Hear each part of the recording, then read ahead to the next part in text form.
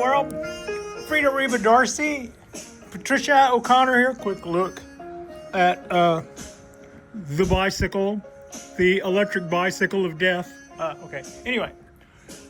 Patricia O'Connor, Frida Reba Darcy. This is the bonsai balcony. That's the wisteria. I should have done that years ago.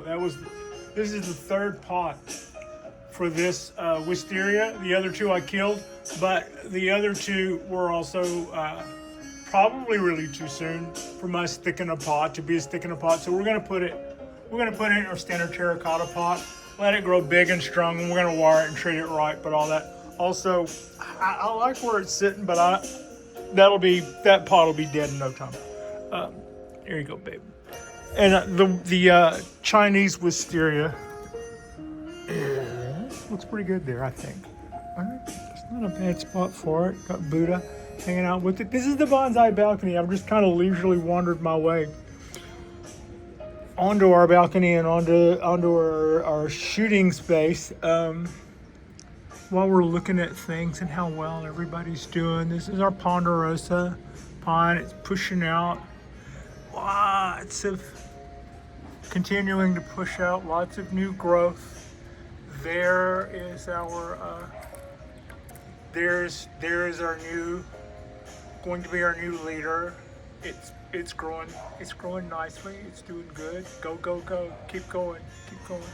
It's all going to be about you here in a minute.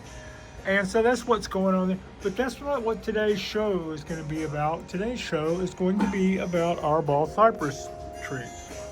Our ball cypress trees, Frida. I live in Alameda, California, which is pretty swell. Our temperatures are rarely ever harsh, and we get a lot of sunshine, and we get a lot of 70, low, occasionally 80-degree days, almost never an 80-degree night, and it's just really a nice place to hang out. Spring comes early. I'm starting to make spring bonsai videos almost before a lot of other people are even thawing out. So that's another good thing.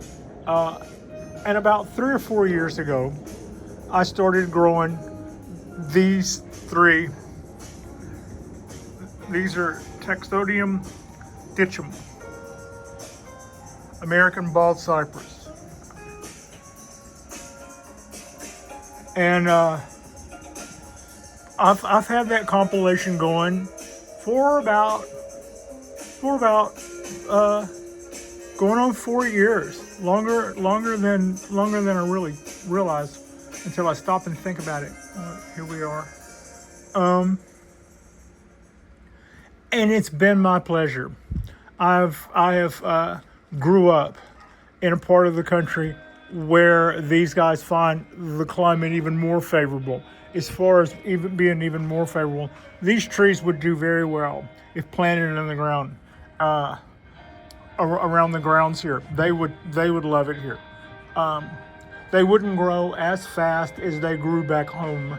I'm from the I am from the swamps. I was a swamp person, which is to say I was from land that was like zero elevation, and sometimes it was farmland, a lot of rice grown there, really flat part of the country, and our winters were just wet and soggy, and a few freezing days, but not too many.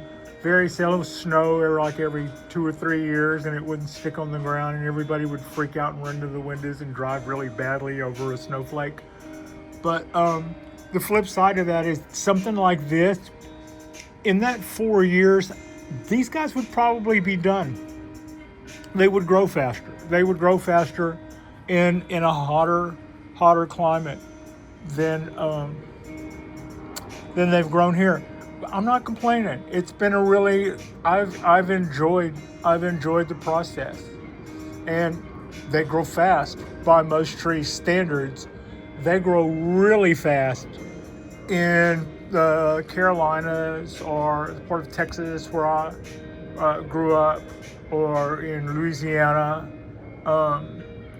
Yeah, they love the humidity. They love the high heat, and so the other thing about this, I would say that like the Dawn Redwood, that it's sort of closely related to both of these. Both of these redwoods lose their foliage in the winter, which is uncommon for redwoods to do. Most redwoods keep some foliage year round or evergreens.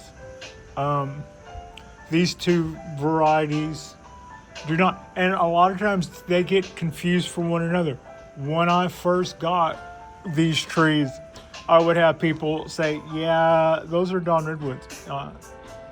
So that can cause confusion and stuff. The differences are subtle. The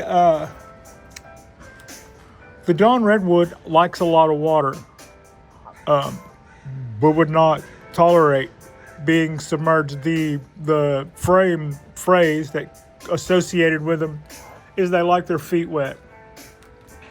So we can keep this guy. I don't have to worry about overwatering it. I just don't need to flood it. Need to let it dry out, but I don't have to let it dry out much.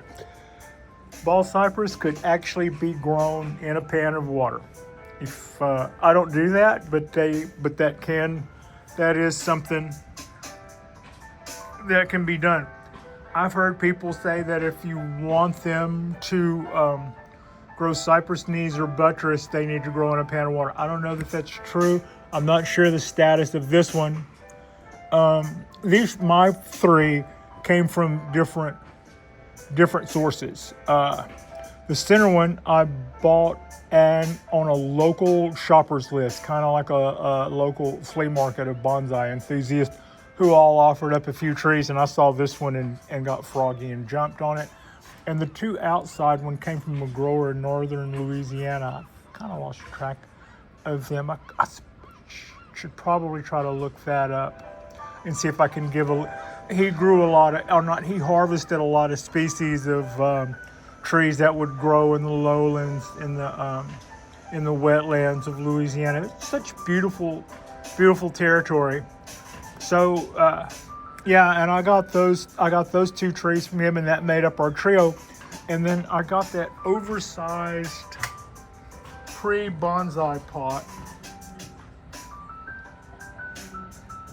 and that's filled with akadama, which was a mistake, by the way. That should have been some huge particle something, because we needed to make huge roots, and all I'd ever been hearing was fine roots. But at this stage of the game, building taper and building structure for trees, that's a lot of lumber to be made, and to make fine structure and fine ramification, you want fine roots.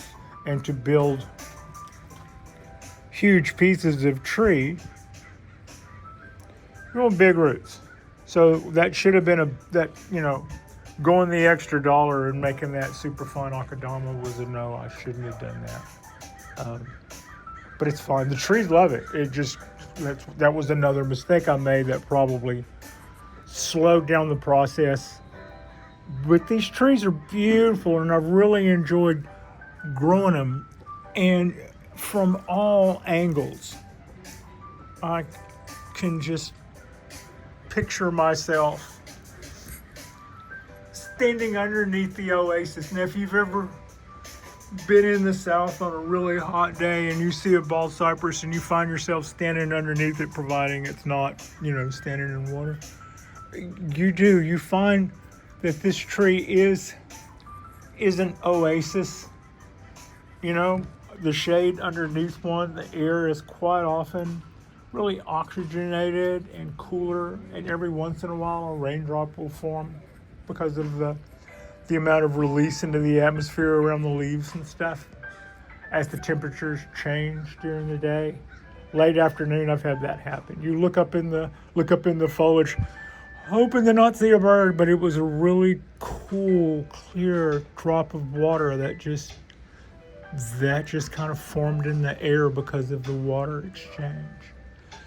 And the smell of these things is heavenly. Look at all of the branches that are coming out of this tree.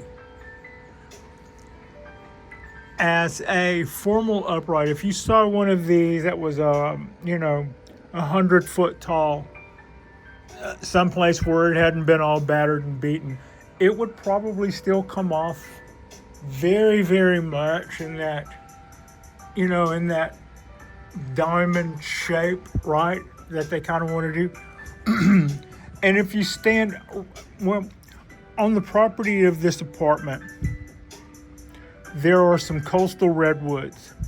And coastal redwoods, in a lot of ways, are a dead ringer for this guy. Which in a lot of ways is a dead ringer for this guy. But the major difference is the leaves, though they look like this, they're thicker and they last all year. They're thicker. They're a little thicker, and you can see where they would be something that would survive the winter. And they get kind of speckledy looking and tired over the winter and stuff, and they're constantly replenishing them. But the branch structure is very much the same. The trunk is very much the same to both of them, with the exception that a bald cypress buttresses. And as far as I know, dawn redwoods and coastal redwoods do not. But here's what. The last couple of years, I've been talking about ramification. And I've been working on ramifying the trees. And what I mean by ramifying the trees is cutting a branch off short, letting it vibricate off, cutting that off short, letting that vibricate off. And I can see examples, all of these examples where we've got that going on for us, right? There. We're doing a good job of it. I would say we're doing a really good job. And you get up. This is an example of where I think this is pretty, in this little break in the canopy. I think you can see that we've done our lessons pretty well. It looks a little gangly right now, but just know that I haven't pruned this back for aesthetics.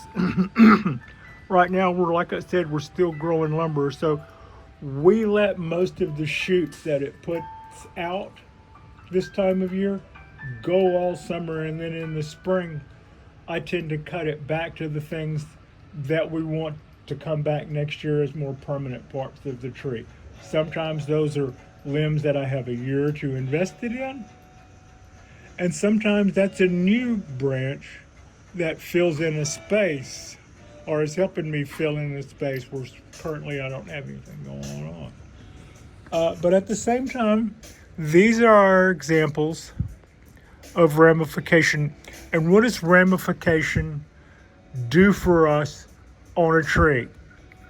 It adds to the structure of a tree in a way that's pleasing most of the time, and it denotes age.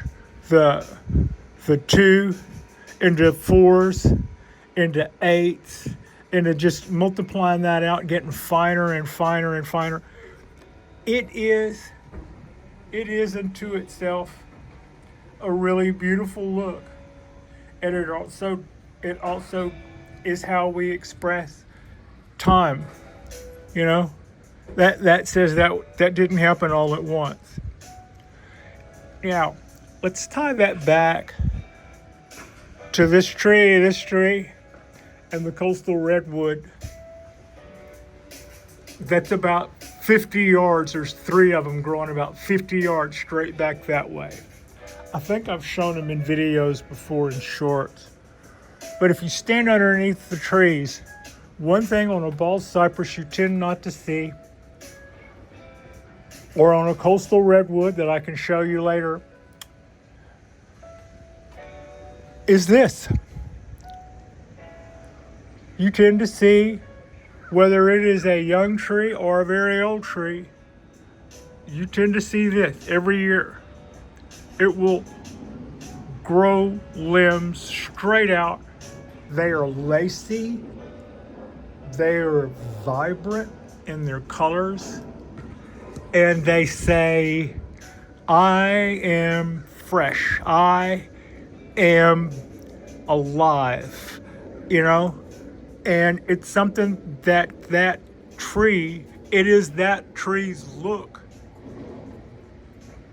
Naturally, that tree's look. And if you go back to basic bonsai and we start doing the every other branch, and we remove our straight ups, our straight backs, and our straight downs, so that we get, the layers of the structure of the tree. That's what's most natural. That's actually more natural than ramification. This is more natural than ramification.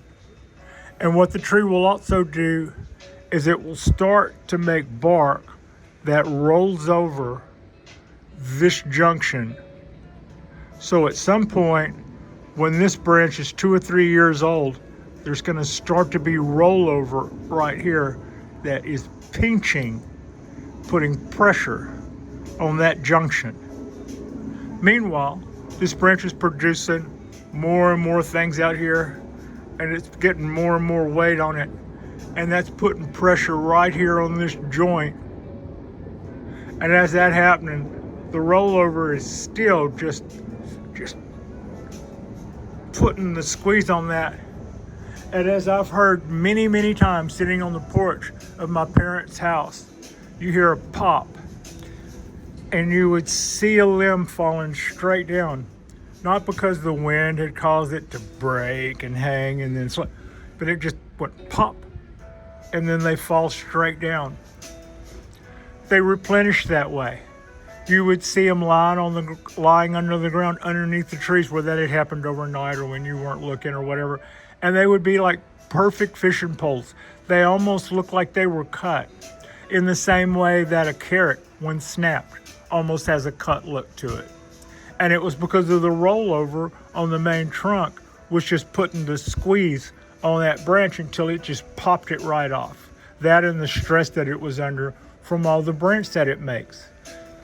But young or old, they're prolific in their branching. For me, I have choices to make. I've always had choices to make. When it comes to this tree, a lot of people, my camera feels loose. A lot of people will grow what's called a flat top, and that's where you have almost no, very little in the way of branches until you get up to the top. And then you've got a fork up here at the top of two, and then those guys have a lacy look of a canopy top. It's kind of back in the time of the land of the lost kind of a metaphor for a look. It's also beautiful, and you can, they're lacy. They're, once you have them styled like that, the maintenance and the cleanup is probably pretty minimum. They're cool in a lot of ways. I decided early on that I think I would like to go with the formal upright. My inspiration for these 3 trees are the trees that inspired me when I went to a trade show as a kid with my parents and saw bonsai for the first time. I didn't see mountain trees. I saw some redwoods or pines. I can't remember now. It's been so long. But they were very much formal upright, and I had to get up close and look.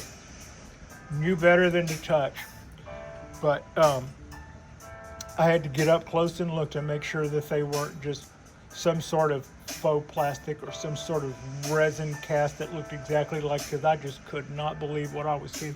And in homage to that, I want these things to be that too.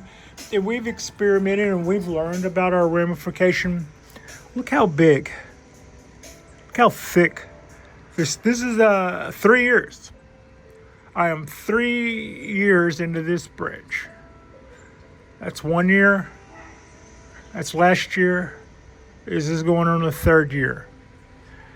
And the thickness of this branch to the trunk means that it's already time for it to go as far as my design aesthetic.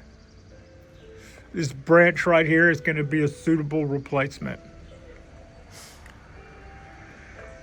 The same with this branch. This branch is not too big to be displeasing in appearance. It's pretty okay. On the other hand, by the time this gets to be really something, it'll be too big and it'll be time to go. In other words, I think that this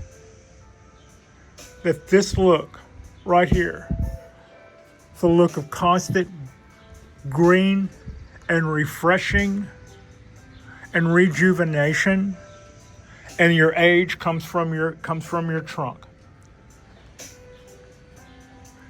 That's kind of my feeling now, having learned quite a bit about ramification from this tree.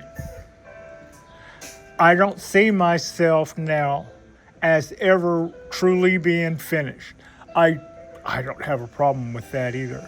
There's even on your finished trees, you're going to still be doing candles. You're still going to be doing, I'm pointing at the Japanese black pot in the background. You're still going to be doing needle thinning and candle reduction and all that. I see that bonsifying ball cypress as constantly replacing and rejuvenating limbs. And at what stage you do that is up to your personal taste. I have seen some older bald cypress bonsai, and when the limbs are hanging in there for 10 years, I think they get a little thick looking, and I get that they've been able to keep those limbs without having to do a lot to the tree, and they've been able to maintain a almost static look to a tree. They got it to a state that they like, and now they've been walking that walk for quite a few years, and that's kind of something you can't do. We get it down to a state where our ramification from the amount that our trees are fluted and everything is grown into one another. This is coming a long way towards how we want that tree to look. So every couple of years, looking at the limbs that I have, maybe, and having them be one of these that has gotten 2 or 3 years old, and then boom, and then you're the new guy in town. To me, that might be the way to go. And whenever we have all of that stuff done to the trunks, and they have the taper, I was looking for the word taper a second ago, and they have the taper that took us a couple of years to grow. At that point, I won't be fertilizing as much. It will go from a pre-bonsai pot that has a whole lot of substrate in it to a proper bonsai pot, the 3 of them. And I see some kind of cool rectangle, possibly green in color, since they do shed their leaves. And maybe that thick or something. Anyway, but I see, as finished bonsai, they have all of this nice taper and stuff going through. And then on my end, I would be going through every couple of years and going, yeah, you did a great job. This is going to be the new you. And then we just get a couple of years out of that. Rather than try to extend that, this is a great way to try to extend the life of the branches on a bald cypress. That's the way it was even pitched to me by doing the ramification, and what I've learned about ramification here, and I'm happy with it. I'm happy with what we learned here. But it's almost too big, and I haven't gotten quite where I wanted to go with it yet. And before I get this, it'll be as fat as the trunk.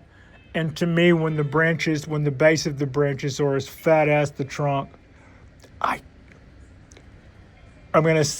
caveat it this way. I don't find that as natural on a bald cypress. And I also would say I don't tend to get hung up on natural. There's a lot of things that I do in bonsai that are natural or unnatural on a sliding scale that, how many times do you see a tree that twisted? Not often, but they're called canyon trees for a reason. It's because there are some out there in the canyons, and that's kind of how they look when that happens. So Well, but I will say this. I'm going to say there are times when I think natural is the way to go, and there are certain times when I don't really let natural hang me up. For instance, I wire trees. I think that by wiring trees, we can do things to the profile to make them more aesthetically pleasing. So why would I not utilize a technique that would do that, or help me to get the right angle? But then you also have to worry about wire scars. So for me, I like the work that we've done when it comes to ramifying our bald cypress, and having seen the results and starting to pull up to some pretty nice results. I think in the future, when I'm well and truly done with this branch, I'm not going to do that to its replacement. This probably means that this branch lasts a year or two longer than its replacement, just by letting them rotate out every couple of years. I'll go to some branches that aren't cut to show you what I mean. But you're going to have 20 or 30 or 50 or 1,000 of these every spring. So you could always cut them back to fresh ones, and that's your next 3 or 4 years, right? This maybe increases that span that you would keep one. I don't know, a year or two, but it also seems to me like it gets too fat just as quick, and that's a lot of building when you could just go all on natural.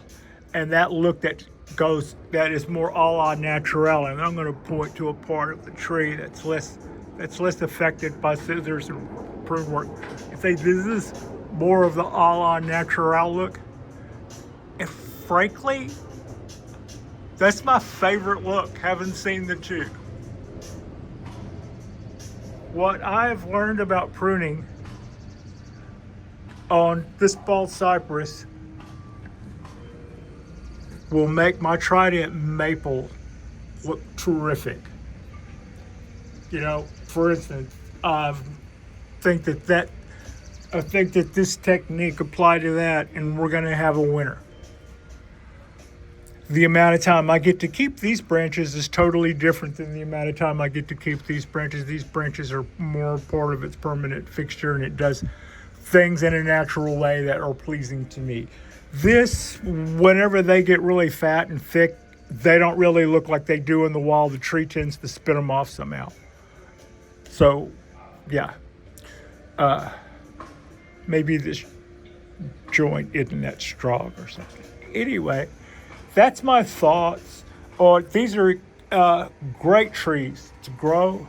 I think if you're going to get these guys, start working on taper early. You know, make your chop here, pick a little shoot out, put a piece of wire on it, bend it straight up, let it be the next leader. If you end up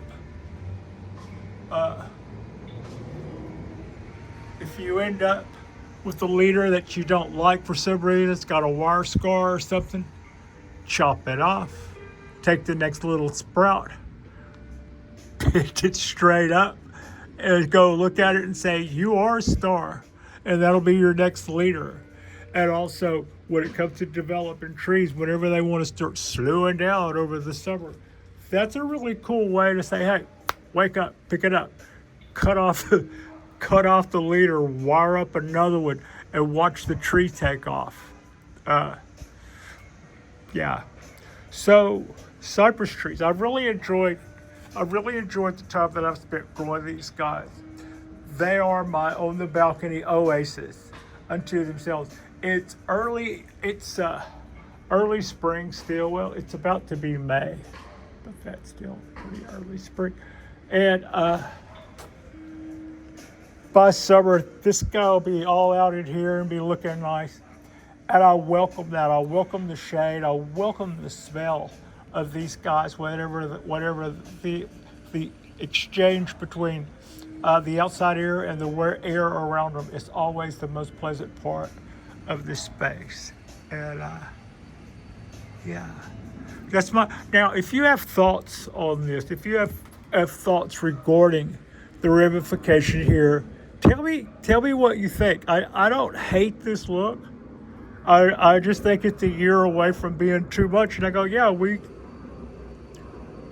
got 3 or 4 years invested in this ramification, and it won't even pull up to something really impressive before I think it'll be gone.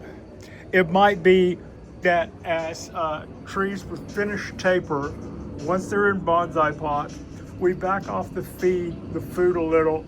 It might be that that rebuilding process that I'm saying will be continuous. It might be that that'll slow down some because of that, because we've already pulled up the finished tree. On the other hand, it doesn't kill me. It doesn't kill me to prune these things back to a beautiful look. I don't want to do that right now because that's going to slow down. That'll slow down the building process. We want them to overgrow all summer. And then in the fall, whenever they lose all their foliage, after we get the joy of watching all those terrific colors, then we cut it back to the stuff that we want to see next year. And more as these guys get too big, I don't think I'm going to repeat that process. I will repeat that process on other trees. Yeah. Give me your thoughts. Give me your thoughts on that. If I went with that and I don't like it, we could still change that. These things grow fast. That's kind of the part of the problem. It grows so fast. The reward is a little short-lived. And the results are not as natural as you just let it go and put out those lacy, beautiful, lush-looking, and they just say oasis to me. All right. Like and subscribe if you guys have not already. Our next drop will be probably rolling into the weekend. We'll get going with something. We just did a little oak tree maintenance the other day. Everybody seems to be enjoying this weather. Everybody seems to be pushing out a lot of new growth. I'm pretty happy. We've been talking about our cypress trees. I've got to say, I'm pretty happy with the direction that we've got going on the Dawn Redwood. I haven't been as close to a tree shape that I like on this in quite a few years. But yeah, all right, that's us. I appreciate you. Frida appreciates you. And I bumped into this twice. I backed into that twice. That's not gonna work. And thank you all so much for watching. Look at those guys.